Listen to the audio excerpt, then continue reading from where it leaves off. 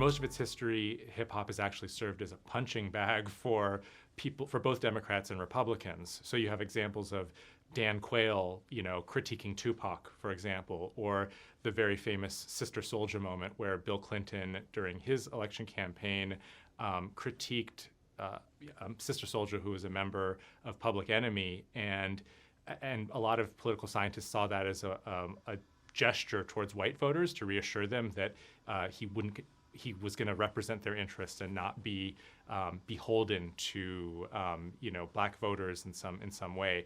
And so that distancing from hip hop has actually been a way for both Republican and Democratic candidates to reassure white voters that they're either going to push back against so-called special interests or not be beholden to black voters in a particular way, and also to reassure voters who might be concerned about issues around like crime or lawlessness, that they're tough and that they can push back, right?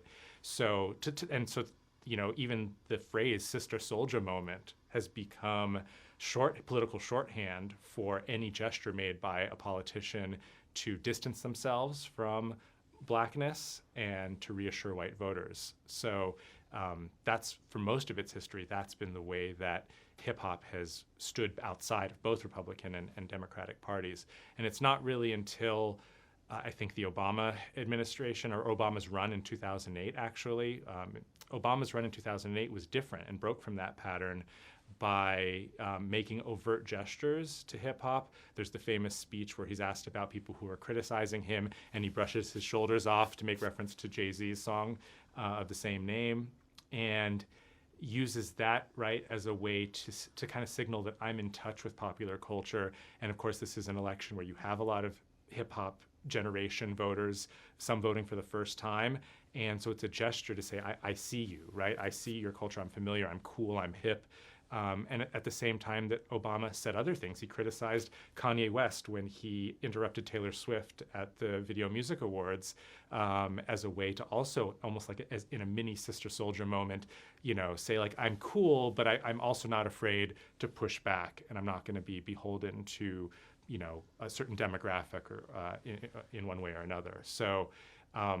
And Obama, I think this was important to Obama for a number of reasons. It energized young voters, and it also put him in touch with black popular culture, right? I mean, if we can remember back to 2008, he wasn't the establishment choice. He was a candidate that even the Black Caucus and Black civil rights generation voters were skeptical of at first. His father is not African American, and so hip hop was in a way for him to prove his blackness to some voters, and also to establish a connection to youth voters. So I think his presidency really did change the landscape for hip hop being aligned with electoral politics, and for the first time really being embraced by a mainstream candidate for president.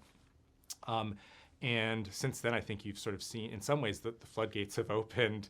And to the extent that, Donald Trump had endorsements from some rappers, also a lot of critics of Donald Trump, in hip hop music, but some gestures, and that there's an openness to a potential alignment between hip hop and the presidency that hadn't existed prior for either party.